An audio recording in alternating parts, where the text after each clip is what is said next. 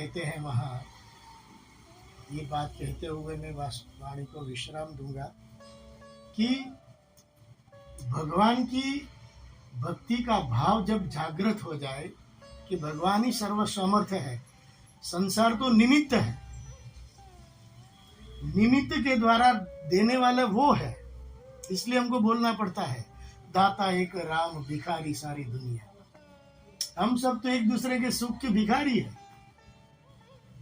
इसलिए एक साइकोलॉजी भी है कि दूसरे में यदि जफर नहीं करेंगे देखो, और सुख दिखेगा तो रिलेशन की शुरुआत करने में देर भी नहीं लगाएंगे, लेकिन वो सुख का सागर है। अब ये नहीं जानने के कारण जीव भगवान में जल्दी भरोसा नहीं करता, संसार में करता है इतना भी नहीं करते।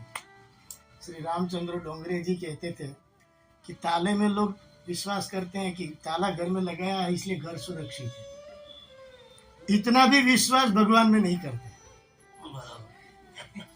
ये डोंगरे जी महाराज ने कहा, एक बहुत बड़े कथाकार गुजरात और शरीर से महाराष्ट्रियन थे, तो अपने आप को पूछना चाहिए जब आपका मन अपने पास हो, एकांत हो, रात्रि का समय हो, जब आप अपने साथ में हो, कि मेरा भरोसा किस में है? व्यवहार में है, पहचानों में है, मेरी दुकान में है, गाड़ी में है, वाड़ी में है। तो भरोसा करना तो सबकी नियति है, माने कंपलसरी है।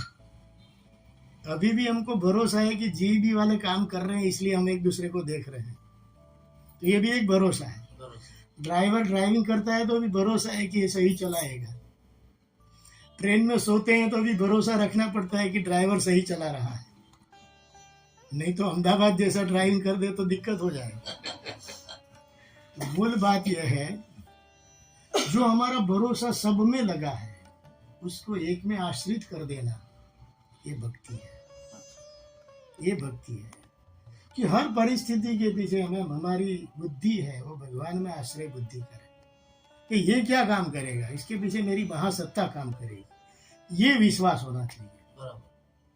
अभी जो नर्मदा जी का लीज की बात आई तो मैंने यही कहा, उसने औपचारिक फोन किया तो मैंने कहा ठीक है, हमारा बच्चा आएगा, अपने सामर्थ्य के अनुसार विवेक करेगा।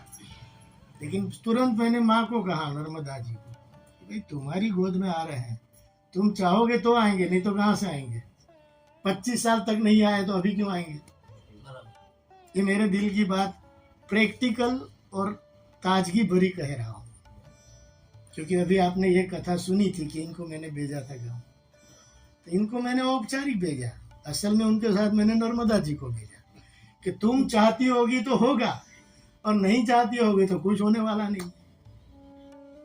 तो हम तो दूसरे को काम सौंपते हैं ना, तो उसके पीछे भगवान को भेजते हैं कि भाई असली तो करने वाले तुम हो, लेकिन उस पुतले को तुम्हारी उंगली से नचाना है कि जिससे जो ध्येय गंतव्य है वो प्राप्त हो जाए।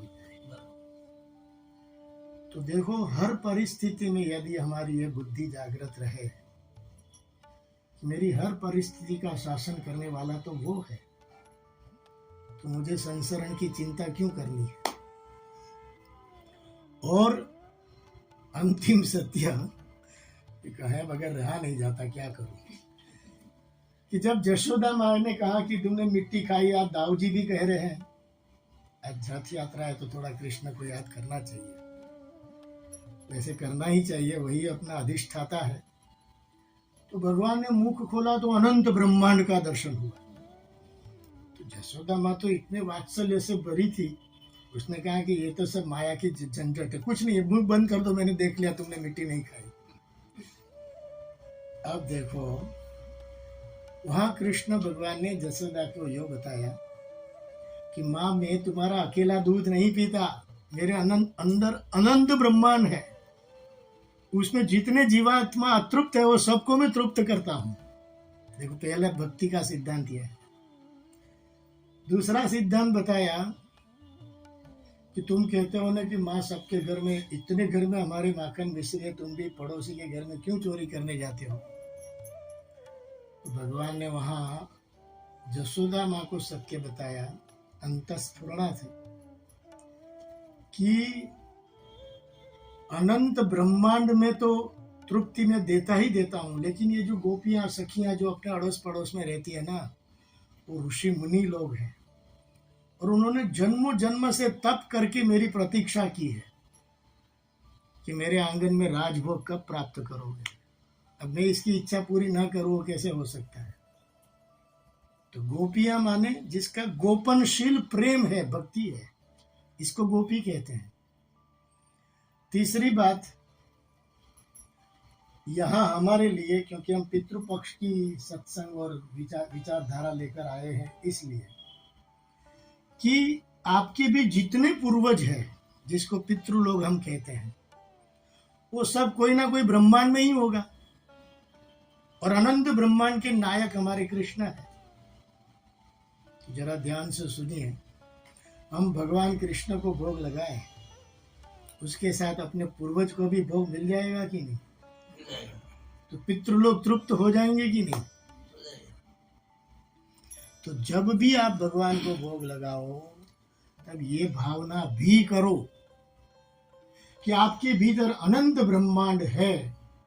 तो हे भगवान, मेरे जितने पूर्वज हैं, उस भोजन, इस राजभोग के द्वारा, ये शबरी के बैर और हमारे विदुर की बाजी तुल्य समझते हुए, आप अनंत पितरों को, जिसके साथ मेरा ऋणानुबंध से मैं बंधा हुआ हूं, उस बंधन से आप मुझे मुक्ति दे दो,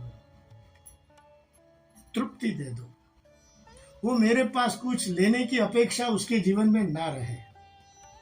भगवान उसको भोग चढ़ा पहुंचा सकते हैं कि नहीं?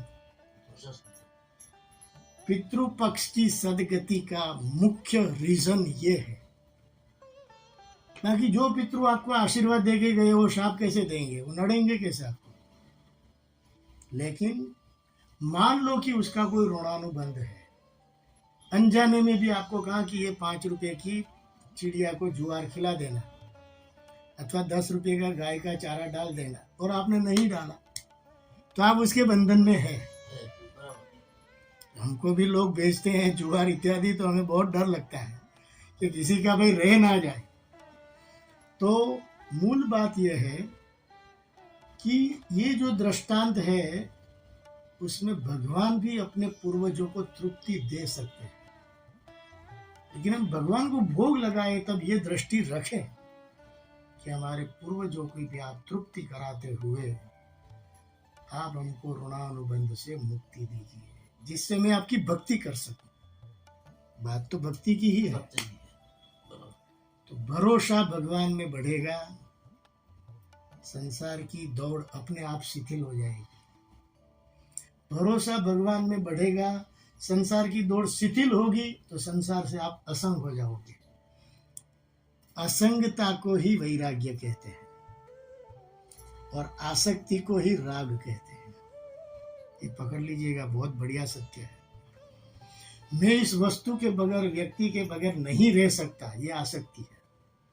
अरे उसके पीछे भगवान बैठे हैं, उसके बगैर में नहीं रह सकता, तो वो असंगता है। देखो कितना सुलभ कैप्सूल बन गई। व्यक्ति के बगैर में नहीं रह सकता, ये राग है, लेकिन उसके भीतर भगवान के बगैर में नहीं रह सकता, तो ये प्रेम है, ये भक्ति है। तो दृष्टि ही बदलानी हुई ना। भगवान को घंटी बजा के भोग लगा दिया, चलो हम पा लेते हैं। अरे भाई, उसके पीछे बहुत लोग बैठे हैं, उनको भी देख लो। तो अपने पूर्वजों की भी तृप्ति कर लो, तो वो समस्त बंधनों से मुक्ति हो जाएगी। तो रथ यात्रा का जो दिव्य प्रयोजन था, हमने आपके सामने रखने का प्रयास किया। अब तो हम मिलते रहेंगे, तब तक आपकी जिज्ञासा का समाधान होता रहेगा।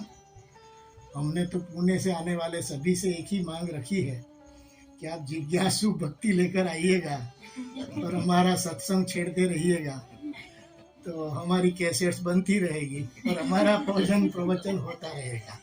कोटेश्वर महादेव की, नर्मदा मात की।